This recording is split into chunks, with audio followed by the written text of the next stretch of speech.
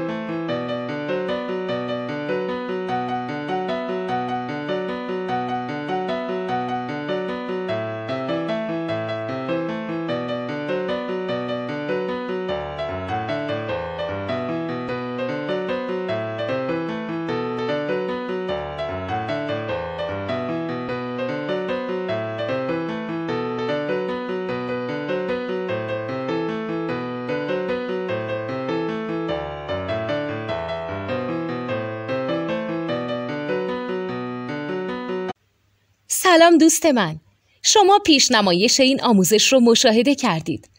برای دیدن آموزش به صورت کامل میتونید به وبسایت نوت 2 که مرجع آموزش موسیقی هست مراجعه کنید.